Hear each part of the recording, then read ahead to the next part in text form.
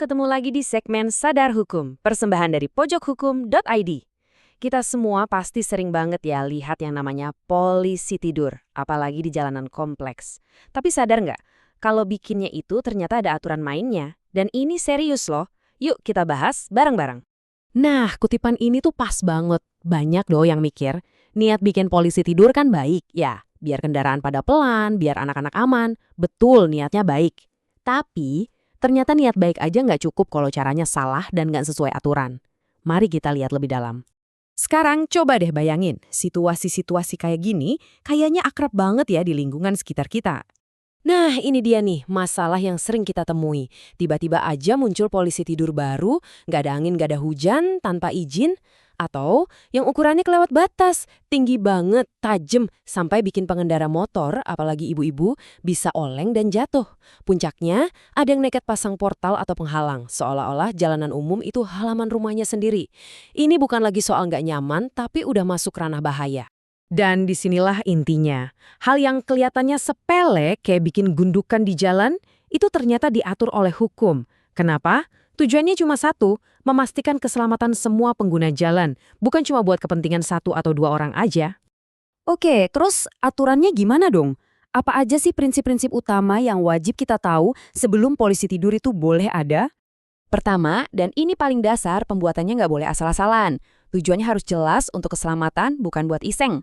Kedua, ada standar teknisnya loh. Ukuran tinggi, lebar, bentuknya, sampai lokasinya itu semua ada aturannya.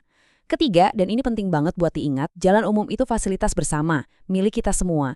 Jadi nggak bisa seenaknya diklaim.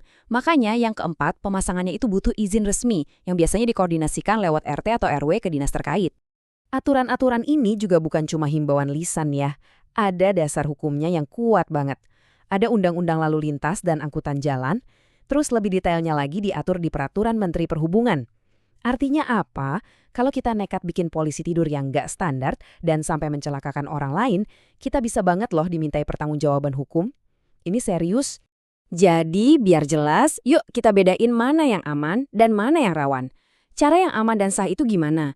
Ya usulkan lewat RT atau RW, biarkan dikoordinasikan sama dinas terkait dan pastikan speknya sesuai standar.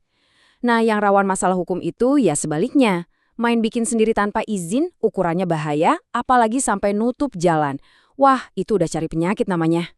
Sekarang kita coba luruskan beberapa pemahaman yang keliru, yang sering banget kita dengar di masyarakat sebagai pembenaran. Mitos pertama, loh ini kan jalan depan rumah saya, ya suka-suka saya dong. Eits, tunggu dulu. Faktanya, selama itu jalan umum, ya aturan mainnya berlaku buat semua. Mitos kedua, niat saya kan baik buat keamanan. Betul, niat baik kita apresiasi, tapi cara mengamankannya juga harus benar sesuai standar hukum. Dan yang ketiga, warga di sini semua udah setuju kok. Musyawarah warga itu penting, tapi persetujuan warga nggak bisa menggantikan izin resmi dari pemerintah. Tetap harus lewat jalur formal. Jadi kesimpulannya sederhana, menjaga keselamatan di lingkungan kita itu tanggung jawab bersama. Penting banget. Tapi, cara kita mewujudkannya juga harus benar dan taat hukum, biar nggak malah nimbulin masalah baru yang lebih runyam. Dan seperti biasa, selalu ingat pesan kami. Kalau ragu, cek hukumnya dulu. Nah, sekarang saya mau dengar cerita dari kalian. Di lingkunganmu pernah nggak ada polisi tidur yang aneh-aneh atau dibuat sembarangan? Coba deh ceritain pengalamanmu di kolom komentar ya. Jangan lupa follow dan bagikan pembahasan ini biar makin banyak yang sadar hukum. Sampai ketemu lagi.